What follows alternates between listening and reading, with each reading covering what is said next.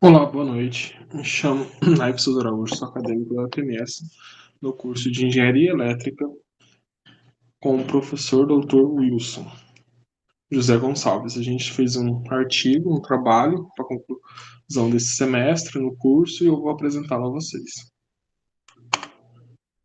O título do meu trabalho se chama Motores a Combustão, Eficiência Energética. No resumo, a gente tem todo o resumo, onde se delimita a ideia do que será encontrado no artigo ou no trabalho, assim como a gente tem o objetivo, a metodologia, os resultados e as conclusões. De tudo isso vai ser explicado frente a frente no trabalho. Aqui a gente tem um resumo geral do artigo em si. O contexto. Há muito tempo, sempre vem buscando a palavra eficiência energética como um termo para fazer o melhoramento das coisas mais antigas para a mais atual. O termo, quanto maior for a eficiência, menor será o consumo e menor os recursos utilizados. Menos recurso vai ser utilizado. E a gente tem, no conceito de motores a combustão, a gente tem que o combustível usado, você usa uma grande parcela e adquire-se em força de movimento, bem uma parcela muito pequena. Atualmente deve estar em torno de 40% nos motores a combustão interna e nos motores elétricos, chegando próximo aos 90% de aproveitamento energético. Aí a gente tem atrito, temos outros tipos de coisa que reduz a eficiência. Um dos maiores problemas atualmente na conceito de motores a combustão é a emissão de CO2.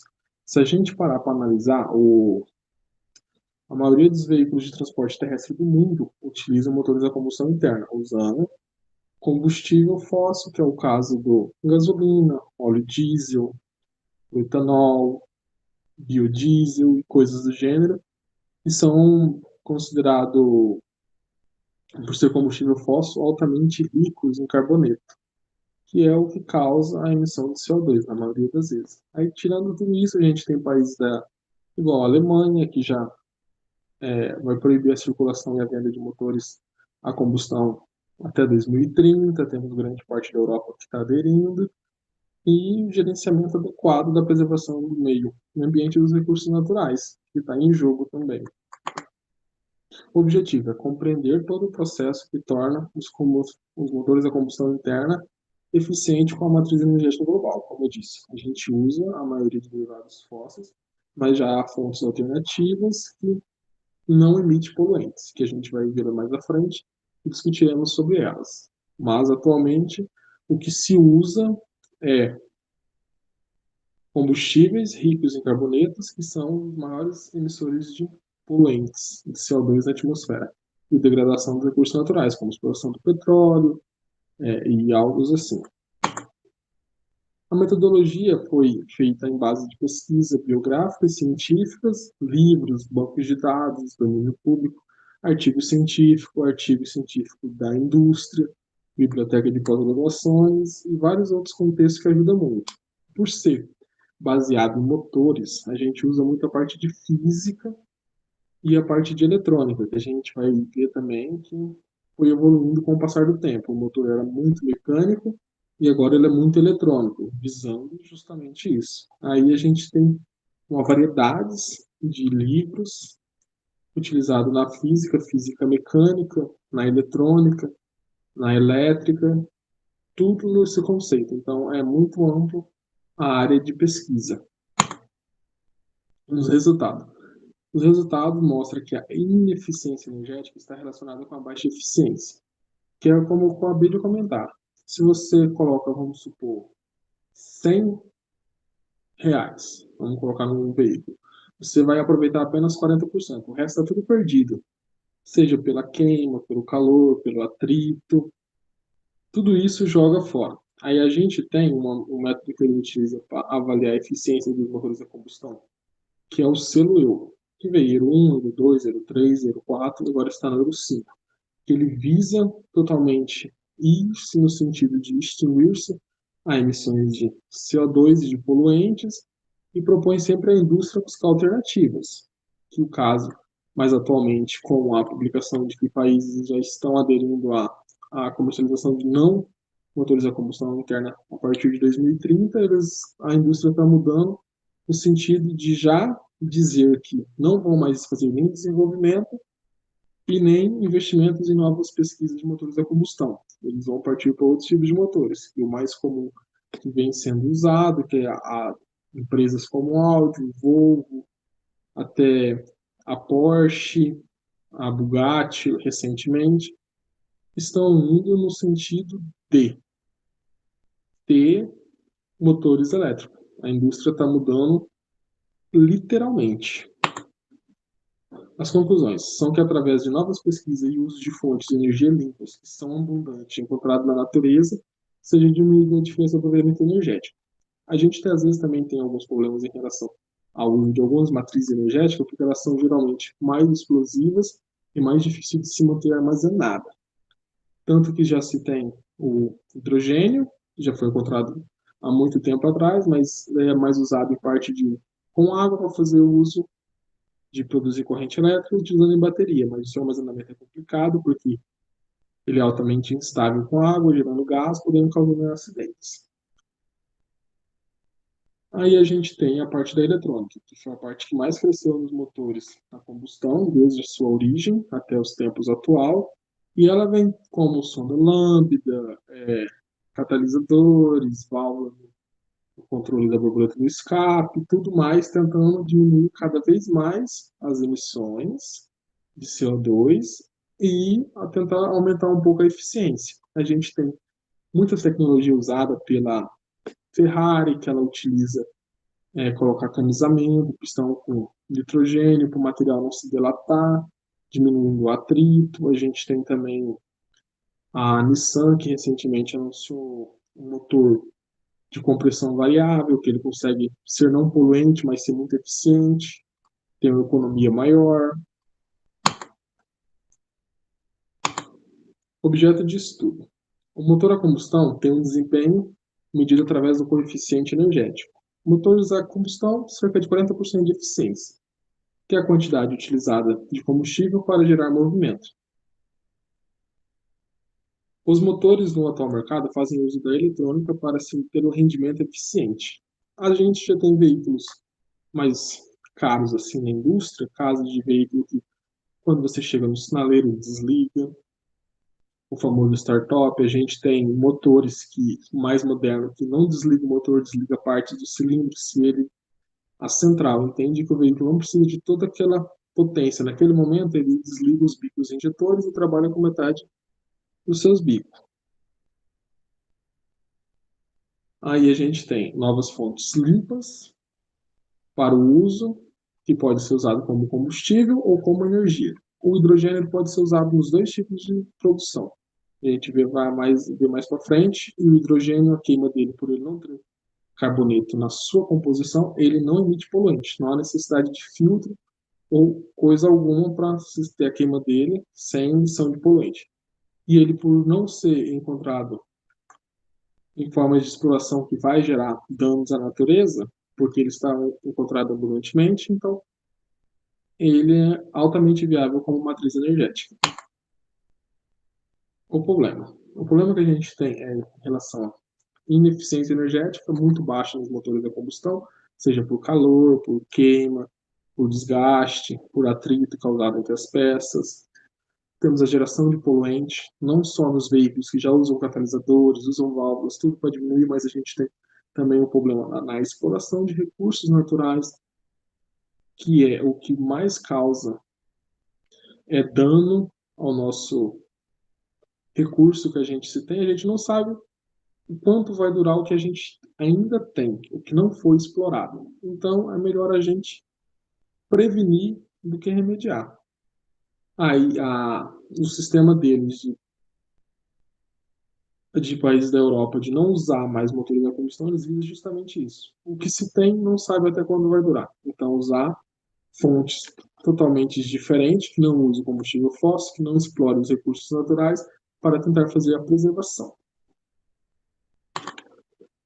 Na solução, a gente tem como maior solução o uso do hidrogênio. Ele pode ser usado tanto na combustão externa através de queima por gás, que não produz CO2, porque ele não possui carboneto na sua composição. A gente tem a melhora do coeficiente de eficiência através de ajustes na eletrônica, consumo, desligamentos de cilindro, comando variável e entre outros. A não emissão de CO2, causada pelo uso do hidrogênio ou por baterias. E a preservação dos recursos naturais. A gente partindo para a exploração de hidrogênio, que é encontrado abundante na natureza, não demanda a exploração como o combustível fóssil, que é a exploração de petróleo, perfuração, vazamento de óleo, incidentes que acontecem de forma não naturais, acabam causando desastres naturais, com vazamento de petróleo, essas coisas, é a fonte mais recomendada para tentar viabilizar o uso do hidrogênio. E a gente tem que a maioria das fabricantes, Audi, Volvo, a Nissan, Ferrari, esses grandes nomes da indústria automobilística, já disseram que vão abandonar os motores a combustão. Mas a gente tem, em contrapartida, a Toyota, que é uma fabricante que produz excelente veículo, indo totalmente na direção oposta. Por quê? Ela já fez pesquisa, já teve desenvolvimento, já chegou no dois tipos de motores. Ela tem o Mirai e tem um que vai ser usado na competição agora, para este ano ou no início do ano que vem, que ela vai usar um motor movido a hidrogênio, mas não na forma elétrica, mas sim na forma de combustão. Aí ela vai fazer o estudo para se ver se o rendimento e a durabilidade do motor, porque é altamente viável e não emite poluentes e é uma tecnologia que seria mais simples de você adequar à indústria, como já está, do que recriar tudo do zero, bateria, vai mais gasto, mais peça, você ainda vai explorar recursos, não como se explora atualmente, mas ainda vai precisar explorar, e geralmente o uso do hidrogênio, por ser um motor a combustão, precisa apenas de poucas adequação, mas por ser uma matéria ainda cara, por causa que não se tem muita disponibilidade, custa ainda dinheiro você fazer essa adaptação. Mas se a gente parar para pensar, o Brasil vai receber um investimento de 52 bilhões para a construção de uma indústria de hidrogênio no estado do Nordeste.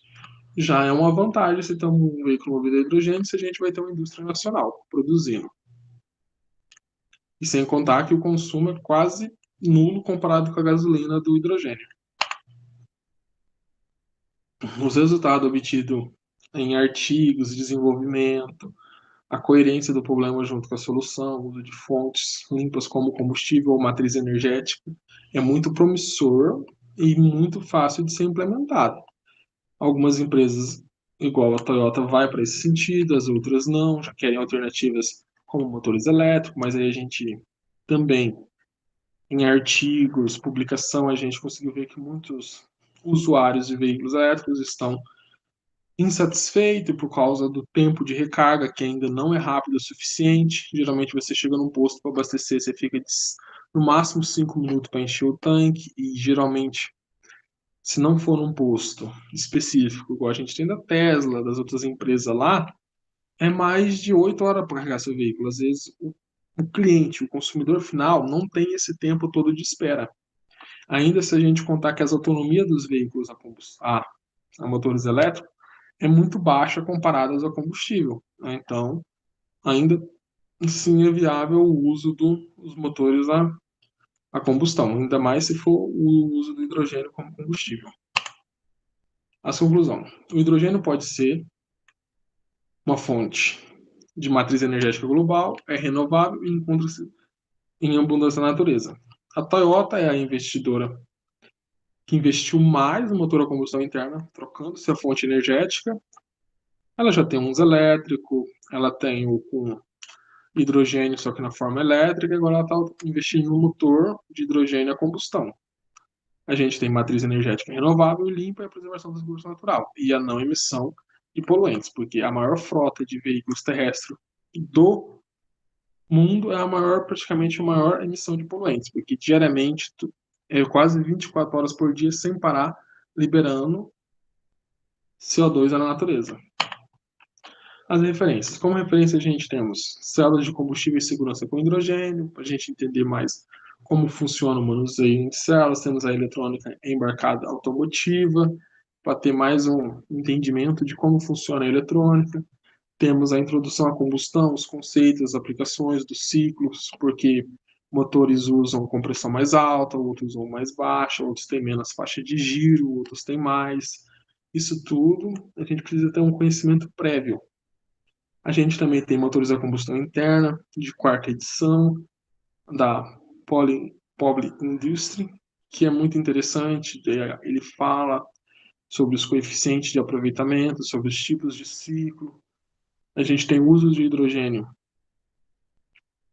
em motores de combustão interna. A gente também pode usar como referência o Sistema de Desenvolvimento de Controle Eletrônico dos Motores de Combustão Interna.